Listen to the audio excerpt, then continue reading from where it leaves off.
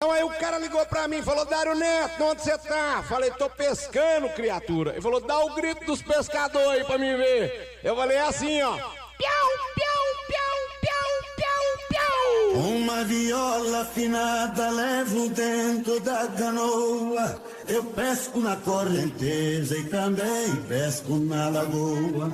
Quando fiz um peixe grande eu fico sorrindo à toa. Estica! Na pescaria não falta também uma pinga boa.